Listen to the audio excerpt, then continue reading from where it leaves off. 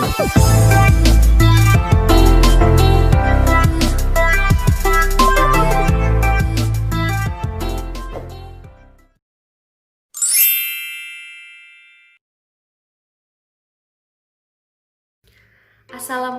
warahmatullahi wabarakatuh. Perkenalkan, nama saya Ratu Fauziah Nurul Fitria. Saya adalah mahasiswi dari kampus UIN Sultan Maulana Hasanuddin Banten. Dan pada kesempatan kali ini saya akan menjelaskan tentang pasar modal syariah. Dan tujuan dibuatnya video ini adalah untuk memenuhi salah satu tugas dari mata kuliah Lembaga Perekonomian Umat.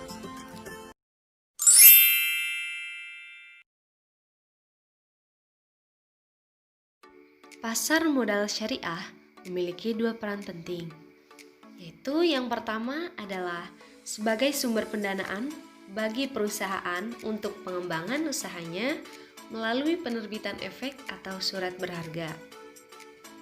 Kemudian yang kedua adalah sebagai sarana investasi bagi investor. Pasar modal syariah bersifat universal. Nah, jadi dapat dimanfaatkan oleh siapapun tanpa melihat latar belakang dari agamanya, dari sukunya, maupun dari rasnya. Lalu kemudian, apakah ada yang berbeda dari pasar modal syariah ataupun pasar modal konvensional? Secara umum, kegiatan pasar modal syariah dan pasar modal konvensional tidaklah berbeda. Tapi ada karakteristik khusus yang terkait dengan penerapan prinsip syariah, sebagaimana diatur dalam Peraturan OJK dan Fatwa DSN MUI, yaitu efek dan mekanisme efek yang tidak bertentangan dengan prinsip syariah. Lalu prinsip apa aja sih yang bertentangan dengan prinsip syariah? Mekanisme perdagangan yang bertentangan dengan prinsip syariah, contohnya maisyir atau kegiatan perjudian. Lalu gharar, yaitu ketidakjelasan. Ataupun riba, yaitu mensyaratkan kelebihan pengembalian berbentuk bunga. Nah, oleh karena itu, pasar modal syariah menawarkan dua solusi tentang efek dan perdagangan mekanisme yang tidak sama sekali bertentangan dengan prinsip syariah. Kemudian ada di sini yang namanya landasan hukum pasar modal syariah.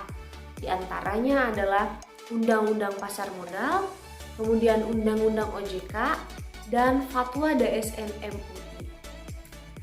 Di dalam pasar modal terdapat beberapa jenis surat berharga atau efek syariah. Nah, efek syariah yang pertama adalah saham syariah.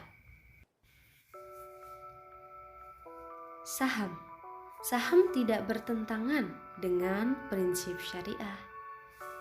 Surat bukti penyertaan modal kepada perusahaan dan investor akan mendapatkan bagi hasil berupa dividen. Namun, tidak semua saham dapat langsung dikategorikan saham syariah. Suatu saham dapat dikategorikan sebagai saham syariah dikarenakan oleh dua sebab.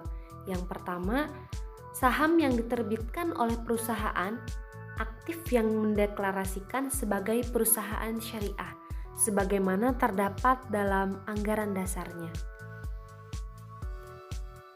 Kemudian yang kedua, saham yang diterbitkan perusahaan tidak menyatakan kegiatan usaha sesuai syariah atau ketetapan kriterianya sesuai dengan syariah.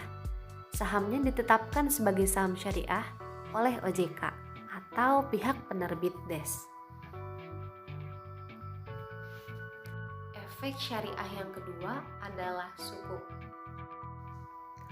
Sukuk adalah surat berharga syariah yang merupakan bukti kepemilikan yang mewakili bagian yang tidak terpisahkan atas aset tertentu yang mendasarinya, berupa aset berwujud, nilai manfaat atas aset berwujud, jasa, aset dari proyek, dan kegiatan investasi yang telah ditentukan.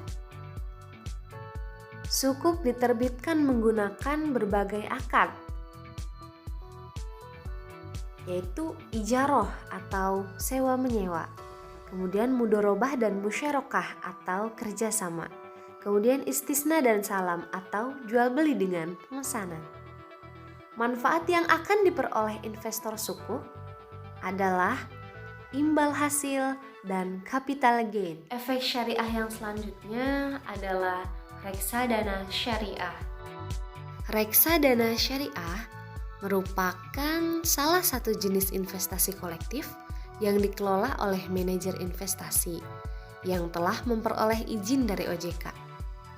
Manajer investasi mengelola dana investornya dengan cara menginvestasikan kepada saham syariah, sukuk, atau instrumen syariah lainnya seperti deposito syariah dan waran syariah.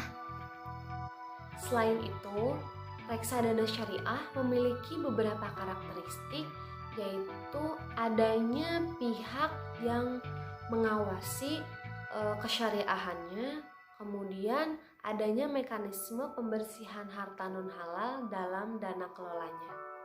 Efek syariah yang selanjutnya adalah efek beragun aset syariah atau EBA syariah. EBA syariah merupakan produk sekuritisasi yang bertujuan merubah aset syariah yang tidak likuid seperti pembiayaan perumahan, pembiayaan bermotor menjadi aset likuid yang tidak bertentangan dengan aset syariah. Kemudian, kumpulan pembiayaan tersebut dijual kepada investor dalam bentuk unit penyertaan. Mungkin cukup sekian pembahasan di video kali ini. Semoga bermanfaat, kurang lebihnya mohon maaf. Jangan lupa like, comment, and subscribe. Assalamualaikum warahmatullahi wabarakatuh.